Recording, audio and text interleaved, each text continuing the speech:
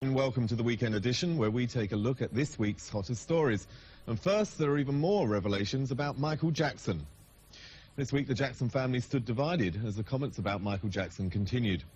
LaToya, who has long been estranged from the family, accused her brother Michael of crimes against small children. On Wednesday, at a midnight press conference in the Israeli city of Tel Aviv, where she was on a tour that's suffering from poor attendance, an emotionally charged LaToya had this to say.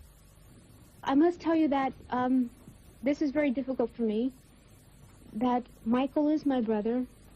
I love him a great deal, but I cannot and I will not be a silent collaborator of his crimes against small, innocent children. And if I remain silent, then that means that I feel the guilt and the humiliation that these children are feeling, and I think it's very wrong. I have seen checks payable to the parents of these children. And I don't know if these children were apparently brought to the parents by Michael or not. But I have seen these checks. And I've seen these checks through my mother. She's shown me these checks that Michael had written to these children. And it's for a great amount. And I'm not speaking pennies. The sums are very, very large amount. And this is my first time talking about it. And I never want to speak about it. I never want to say anything about it. But I think it's sad because I am a victim myself, and I know what it feels like. And these kids are going to be scarred for the rest of their life. And I don't want to see any more innocent small children being affected this way.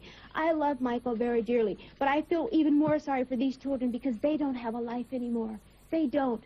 Now you stop and you think for 1 second, and you tell me what 35-year-old man is going to take a little boy and stay with him for 30 days, and take another boy and stay with him for 5 days, in a room and never leave the room. How many of you out there are 35 years old? How many men are out there?